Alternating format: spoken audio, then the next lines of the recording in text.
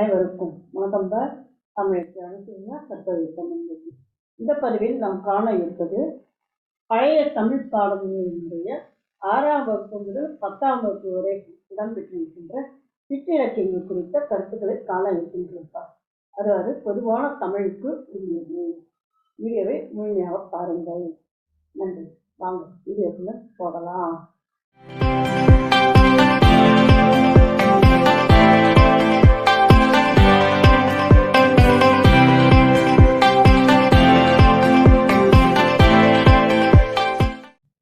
முதலாவதாக அம்மானை சிற்றி இலக்கிய வகைகள் தான் நாம் பார்த்து வருகின்றோம். அதில் முதலாவதாக அம்மானை 7ஆம் வகுப்பில் இடம்பெறுகின்றது.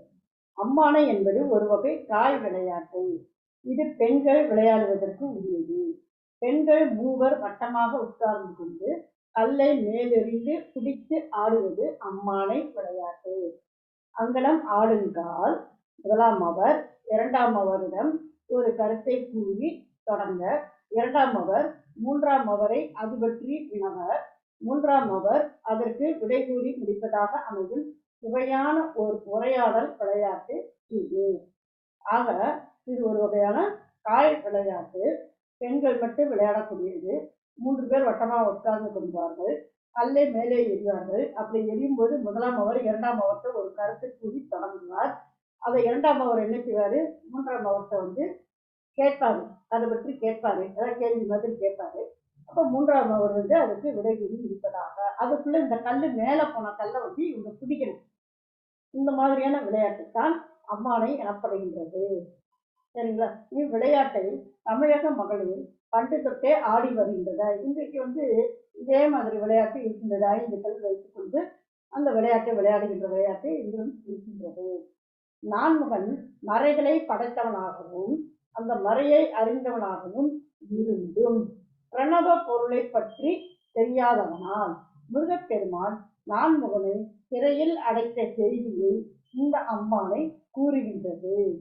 முருகப்பெருமான் சிறந்தவன், யாவும் அறிந்தவன் என்பது இப்பாடலில் உணர்த்த தெரிகின்றது.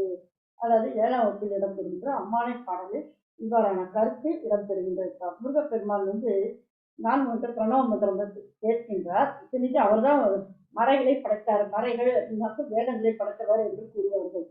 அவருடைய பொருள் ஆனால் அவருக்கு தெரியாதனால், அதாவது பிரணவ பொருள் தெரியாதனால் முருகப்பெருமான் என்ன செய்கிறார், அவரை சிறையில் அடைக்கின்றார். சரிங்களா? அடுத்ததாக பள்ளி இலக்கியம் பற்றி சிற்றிலக்கியம்.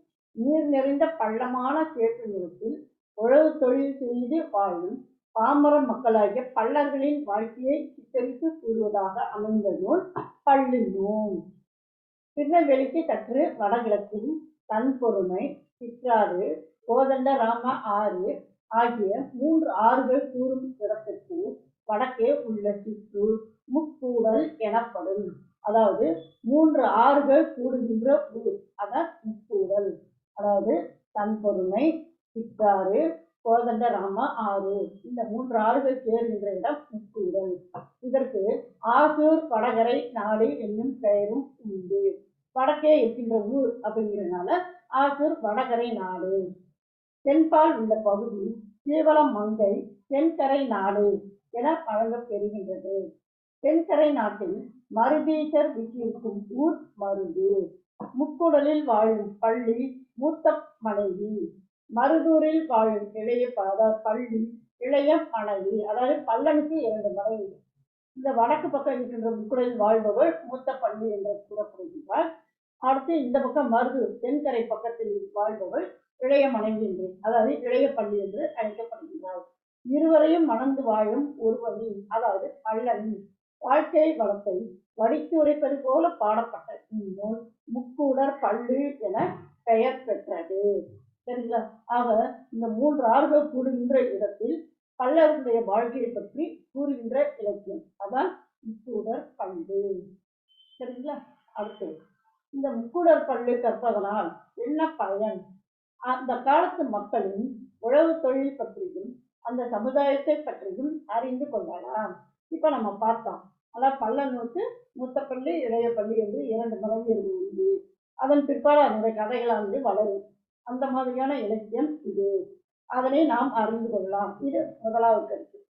அடுத்து இரண்டாவது கருத்து, காளைகளின் பல்வேறு பெயர்கள், விதைகளின் பெயர்கள், மீன் வகைகள் என மருத நில வளம் பற்றியும் நாம் அறியலாம். ஆக இரண்டாவதாக இந்த ஒரு பெரும் பயன் இந்த நூலை கற்பதனால் நமக்கு கிடைக்கின்றது. அடுத்ததாக பிள்ளைத்தமிழ் என்னும் சிற்றிலக்கியம். 96 சிற்றிலக்கிய வகைகளில் ஒன்று பிள்ளைத்தமிழ். இறைவனையோ நல்லாரையோ பாட்டுடை தலைவராக கொண்டு அவரை குழந்தையாக கருதி பாடப்பெறுவது பிள்ளைத்தமிழ் எனப்படும். ஒன்று கடவுள் அல்லது நம்ம மனிதர்களில் வாழ்கின்ற ஒரு நல்லவர், அவரை பாட்டுடை தலைவனாக கொண்டு அந்த தலைவரை குழந்தையாக பாவித்து பாடுவது பிள்ளை தமிழ். 10 பருவங்கள் அமைத்து பருவத்திற்கு 10 பாடல் என 100 பாடலால் பாட்டுடை தலைவனின் செயற்கரிய செயல்களை எடுத்து இயங்குவது பிள்ளை தமிழ் எனப்படும். அதாவது மொத்தம் 10 பருவங்கள் பாடப்பெறுவது, ஒவ்வொரு 10க்கும் 10 பாடல்கள், ஆக மொத்தம் 100 பாடல்கள் கொண்டது இந்த பிள்ளை தமிழ். சரிங்களா? அப்ப இந்த பாட்டுடை தலைவன்றது ஆணாகவும் இருக்கலாம், பெண்ணாகவும் இருக்கலாம். எனவே இது ஆண்பார் பிள்ளைத்தமிழ், பெண்பார் பிள்ளைத்தமிழ் என இருவகைப்படும்.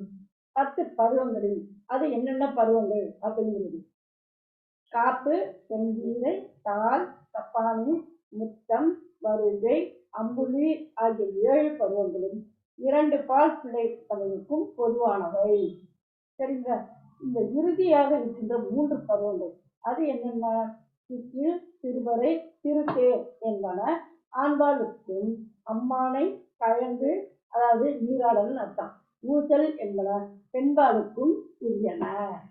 சரிங்களா? அப்ப முதல்ல வந்த 10 பருவங்கள்ல முதல்ல இருக்கின்ற 7 பருவங்கள் பொதுவானவை. மீதி இருக்கின்ற 3 ஆண்பால் பிள்ளை தமிழுக்கு சிற்றில், சிறுவரை, சிறுத்தேர் அப்படிங்கிற இந்த 3 பருவங்கள். அடுத்ததாக பெண்பால் பிள்ளை தமிழுக்கு என்பது இந்த அம்மானை, கழங்கு, நீராடல், அதாவது கழங்குனா நீராடல், ஊசல் என்பன. சரிங்களா? புள்ளிருக்கு வேலூரில் வைத்தீஸ்வரன் கோவில் சொல்லுவாங்க.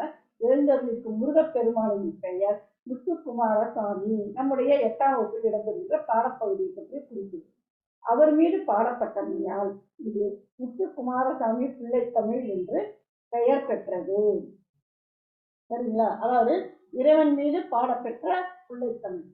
நமக்கு பாடப்பகுதியாக உள்ள பாடல் வருகை பருவத்தில் இடம்பெற்றுள்ளது. நன்றாக கவனித்து தேர்வுல இடம்பெறும். இது எந்த பிள்ளைத்தமிழ் இலக்கியத்துல அது தொடர்பான வினாக்களும் முடியும். அதே சமயத்துல நம்முடைய பாடப்பகுதியில் யாரை பற்றிய பிள்ளைத்தமிழ் இடம்பெறுகிறது, எந்த பருவம் அதில் இடம்பெறுகிறது. சரிங்களா? வருகை பருவம் அப்படின்னா குழந்தை நடக்க ஆரம்பிச்சிருக்கோம். அப்போ என்ன செய்வாங்க, வீட்டில் இருக்கின்ற பெற்றோர் அல்லது பெரியவர்கள் அந்த குழந்தையை நோக்கி இரு கைகளையும் வச்சுட்டு வா வா வா அப்படின்னு சொல்லி கூப்பிடுவாங்க. அந்த மாதிரியான பருவம் வருகை பருவம். இது நூலின் 6வது பருவம். இங்க நம்ம பார்த்தோம் தப்பானி, முத்தம், வருகை, அதான் 6வது பருவம். சரிங்களா? குழந்தையின் 13ஆம் திங்களில் நிகழ்வது 13வது மாதம். அப்போ 12 மாதம் கொண்டது ஒரு வருடம். அடுத்து 13வது மாதத்தில் நடைபெறுவது இந்த வருகை பருவம். தளர் நடையிட்டு வரும் குழந்தையின் சிறப்புகளை எடுத்து கூறி அருகில் வருக வருக என வாய் குளிர மனம் குளிர அழைக்கும் பாடல்களை கொண்டதால் இப்பருவம் அமைந்துள்ளது. அப்ப வருகை பருவம்னா என்னன்னு சொல்லிட்டாங்க, எந்த பருவத்தில் அது பாடப்பெறுவதுன்னு சொல்லிட்டாங்க, அது எத்தனையாவது பருவம் என்றும் கூறிவிட்டார்கள். அப்ப நம்ம பிள்ளைத்தமிழ்னா ஒவ்வொன்றும் எந்தெந்த அதாவது எத்தனையாவது பருவம் அப்படின்னு பார்க்கணும். காப்பு 1, செஞ்சிகை 2, தாள் 3, தப்பானி 4, முத்தம் 5, வருகை 6, அம்புலி 7. சரிங்களா? அப்ப 7 பருவங்கள் பொதுவானது நம்ம ஏற்கனவே பார்த்தோம். அதன் பிற்பாடு ஆண்பால் பிள்ளைத்தமிழுக்கு 3, பெண்பால் பிள்ளைத்தமிழுக்கு 3. சரிங்களா? அடுத்ததாக அடுத்த சிற்றிலக்கியம் பரணி. அது என்ன? ஆயிரக்கணக்கான யானைகளை போரில் கொன்ற வீரனை புகழ்ந்து பாடும் இலக்கியத்திற்கு பரணி என்று பெயர். இது 96 வகை சிற்றிலக்கியங்களில் ஒன்று. அப்போ இதன் மூலமா நம்ம தெரிந்து கொள்ளலாம் சிற்றிலக்கியங்கள் எத்தனை அப்படிங்கிற கருத்தை நாம் தெரிந்து கொள்ளலாம். பரணி இலக்கியங்களில் தமிழில் தோன்றிய முதல் நூல் கலிங்கத்து பரணி. கலிங்க மன்னன் அனந்த பன்மன் மீது முதல் அதாவது முதல் குலோத்துங்க சோழன் போர் தொடுத்து வெற்றி பெற்றான். அந்த வெற்றியை பாராட்டி எழுந்த இந்த நூல் தோல்வியுற்ற கலிங்க நாட்டின் பெயரால் அமைந்துள்ளது. இந்நூலில் 599 தாழிசைகள் உள்ளன. சரிங்களா? நன்றாக நினைவு கொள்ளுங்க. 599 தாழிசைகள் உள்ளன. ஜயங்கொண்டாரின் சமகால புலவரான ஒட்டக்கூத்தர் இந்த நூலை தென் தமிழ் தெய்வ பரணி என்று புகழ்ந்துள்ளார். சரிங்களா? அப்ப யாருக்காக பாடப்படுகின்றது பரணி என்பது முதல் கருத்தாக அமைகின்றது. அடுத்து 96 வரை சுற்று இலக்கியம் 1. அது தோன்றிய முதல் பரணி நூல் கலியத்து பரணி. அந்த நூல் எவ்வாறு எழுந்தது என்று கூறினார்கள். அதில் எத்தனை தாழிசைகள் இருக்கின்றன என்று கூறியிருக்கிறார்கள். அடுத்ததாக இந்த நூலை பாடியவர் ஜெயங்கொண்டார். அவர்கள் காலத்தில் வாழ்ந்த ஒட்டக்கூத்தர் இந்த நூலை இவ்வாறாக பாராட்டுகின்றார். சரிங்களா? இப்ப நம்ம பார்த்த முதல் கருத்து, ஆயிரக்கணக்கான யானைகளை போரில் கொன்ற வீரனை அப்படி யார் சொல்லுகின்றார்கள்? இங்க பாருங்க, இங்க கொடுக்குறாங்க. ஆணை 1000 அமரிடை வென்ற மாணவனுக்கு வகுப்பது பரணி என்று பன்னீர் பாட்டியல் இலக்கணம் கூறுகின்றது. ஆணை 1000, அப்ப ஆணை யானைங்கிறத ஆணை, அமர் இடை, அமர்னா போர்க்களத்தில் 1000 யானைகளை வென்ற மாணவனுக்கு, அதாவது மறவனுக்கு, வீரனுக்கு வகுப்பது பாடப்படுவது பரணி என்று பன்னீர் பாட்டியல் இலக்கணம் கூறுகின்றது. ஆக வினா இந்த மாதிரியும் வரும். பரணியை பற்றி வரும் என்றாலும் பரணியினுடைய இலக்கணம் கூறிய நூல் எது என்று அமையலாம். அடுத்ததாக இந்த பரணி இலக்கியங்கள் சில இதெல்லாம் பார்த்தோம்னா தக்கையாக பரணி, அடுத்து மோகவதை பரணி, சீனத்து பரணி, வங்கத்து பரணி, பாசவதை பரணி, திராவிடத்து பரணி அப்படிங்கிற நூல்கள்லாம் இருக்கின்றன. அதாவது பரணி அமைப்பில் பாடப்பட்ட இலக்கியங்கள் இவை. எனக்கு மிக விருப்பமான இலக்கியம் ஒன்று உண்டு என்றால் அது கலிங்கத்து பரணியே என்று பேரறிஞர் அண்ணா கூறியிருக்கின்றார். சரிங்களா? அடுத்ததாக சிற்றிலக்கியம் என்கின்ற சிற்றிலக்கியம், அதாவது கலம்பகம். கலம்பகம் என்பது 96 வகை சிற்றிலக்கியங்களில் ஒன்று. பல வகை பொருள்களை பற்றி பல வகை பாடல்களை கலந்து இயற்றப்பெறும் நூல் கலம்பகம். அப்ப பொருள் பல இருக்கும், பாடல்களும், அதாவது பல வகையான பாடல்களும் இருக்கும். 2 கருத்துக்கள் தான். சரி, இப்போ கலம்பகம்னா என்ன? களம் கூட்டல் பகம் கலம்பகம். களம் என்றால் 12, பகம் என்றால் 6. அப்போ 10 கூட்டல் 6, 12 கூட்டல் 6, 18 உறுப்புகளை கொண்டதால் இது கலம்பகம் என்னும் பெயர் வந்தது என்று கூறுவார். சரிங்களா? அந்த 18 உறுப்புகள் என்னென்ன? புழவகுப்பு, அம்மானை, தார், ஈசல், இரங்கல், மரம், தழை, தவம், சித்து, பான், கைப்பிழை, சூடு, வந்து, புறம், காலம், மாதங்கி, கழி, சம்பிரதம் என்கின்ற 18 உறுப்புகள். சரிங்களா? ஆக மொத்தம் கலம்பகம் அப்படின்னு சொன்னாக்க 12 கூட்டல் 6, 18 அந்த உறுப்புகளை கொண்டு பாடப்படுவது. இதில் 2 வகையான கருத்தை சொன்னார்கள். அது என்னென்ன? ஒன்று பல வகை பொருள்களை பற்றி பாடுவது. அந்த பல வகை பொருள்கள் தான் இந்த 18. அதே மாதிரி பல வகை பாடல்களால் கலந்து பாடப்படுவது கலம்பகம். சரிங்களா?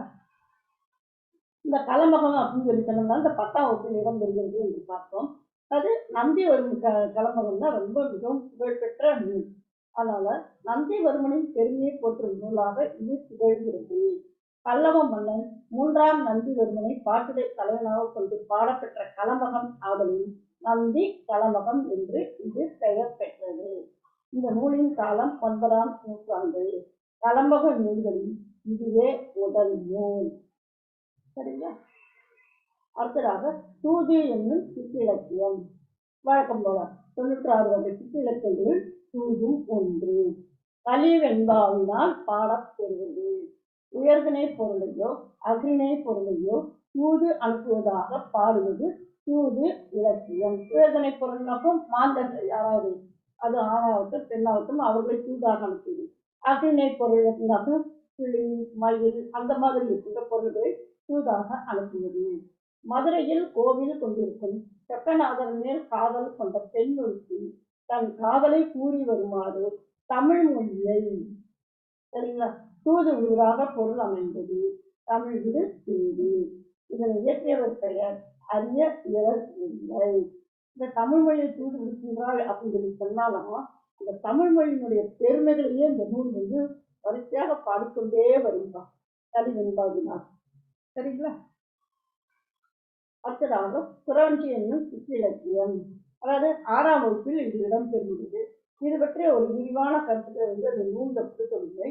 ஆனால் நம்முடைய வலையொலி பக்கத்தில் இது பதிவு இருக்கிறது. அதனுடைய இயற்கை துறை கிடைக்கின்றோம். சரிங்களா? இந்த நூலின் பெயர் திருக்குற்றால குறவஞ்சி. ஆசிரியர் திரிகூட ராசப்ப கவிராயர். குறவஞ்சி என்னும் இலக்கிய வகையை சார்ந்தது இந்நூல். ஓசை நயமிக்க பாடல்கள் இந்நூலில் நிறைந்து காணப்படுகின்றன. இவ்வளவுதான் கொடுத்துருக்கின்றன. சின்ன குழந்தைங்க அப்படிங்கிறதுனால சிறிய அளவு தான். அடுத்தடுத்து நம்ம பார்த்தோம் 96 வகை சிற்றிலக்கியங்கள் ஒன்று அப்படின்னா என்ன அப்படிங்கிறது.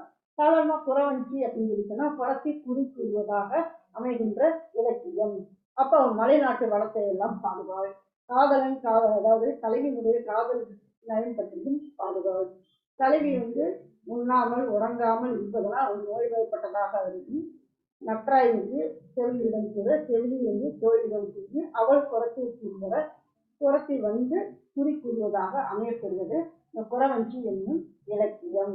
சரிங்களா? இது முழுக்க முழுக்க குறிஞ்சி நில வகையை சார்ந்த நூல். அதனால மலை வளத்தை பற்றியே இந்த நூலானது கருத்துக்கள் குறத்தி கூறுவதாக அமையும். சரிங்களா? அது மாதிரி நம்முடைய கருத்துக்கள்லாம் வந்து இந்த பக்கங்களையும் இருக்குப்பா. இது பாருங்க. நம்முடைய கற்பனை தமிழினுடைய புலமைகள் இது. சரிங்களா?